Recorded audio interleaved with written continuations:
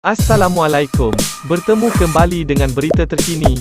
Sebelum mula sila subscribe. Terima kasih.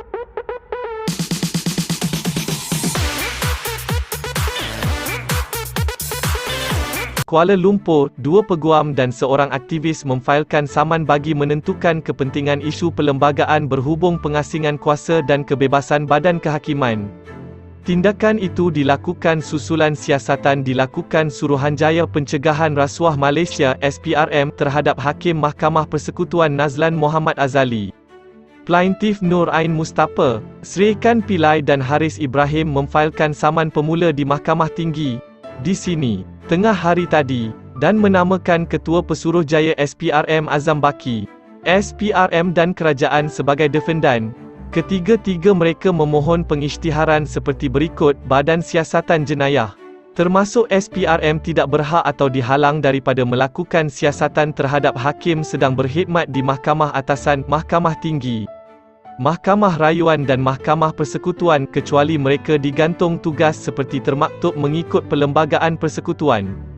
Pendakwa raya tidak diberi kuasa untuk memula atau menjalankan sebarang prosiding bagi kesalahan terhadap hakim sedang berkhidmat di Mahkamah Atasan. Mereka juga memohon pengisytiharaan bahawa siasatan dilakukan SPRM terhadap Nazlan tidak berperlembagaan. Dalam penyataan peguam cara mereka, Tuan Malik Imtiaz Sarwar, ketiga-tiganya turut memfailkan permohonan untuk merujuk dua soalan perlembagaan berhubung relief yang dipohon ke Mahkamah Persekutuan. Plaintif mengambil pendirian siasatan dilakukan itu melanggar cabang eksekutif berhubung kebebasan badan kehakiman dan pengasingan kuasa.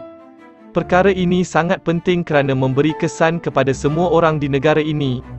Perlembagaan Persekutuan menjamin setiap seorang mendapat akses kepada keadilan ditadbir badan kehakiman yang bebas daripada segala bentuk campur tangan, kata mereka.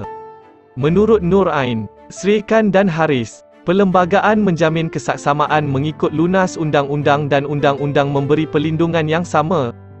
Bukan pandangan kami bahawa hakim adalah kebal daripada siasatan jenayah atau pendakwaan. Seperti juga kita semua, mereka perlu dipertanggungjawabkan terhadap mana-mana jenayah yang mungkin dilakukan, kata mereka. Bagaimanapun, mereka percaya kuasa siasatan dan memulakan prosiding jenayah mesti diseimbangkan demi memastikan keyakinan orang awam kepada badan kehakiman. Plaintif berkata, perlembagaan memperuntukkan mekanisme bagi menjamin kebertanggungjawabban hakim menerusi kaedah yang tidak merendahkan keyakinan orang awam. Kami percaya kuasa siasatan SPRM mesti dibaca sebagai subjek dalam mekanisme perlembagaan. Plaintif berkata, Putrajaya dan Peguam Negara kekal berdiam diri berhubung tindakan dibuat SPRM bahawa agensi itu berhak membuat siasatan terhadap Nazlan. Kelihatan, mereka bersetuju dengan pandangan SPRM, badan kehakiman dibiarkan tanpa sebarang tindakan, kerana tidak berada pada kedudukan untuk turun ke arena dan mendapat pengisytiharan atas kehendaknya sendiri, katanya. Minggu lalu, SPRM menolak kritikan berhubung siasatan terhadap Nazlan, sambil mempertahankan kuasanya menyiasat mana-mana pegawai awam, termasuk hakim. 2 minggu lalu, Nazlan membuat laporan polis mengenai laporan diterbitkan blogger Raja Petra Kamarudin, yang mendakwa hakim itu disiasat berhubung wang yang tidak dapat dijelaskan dalam akaun banknya.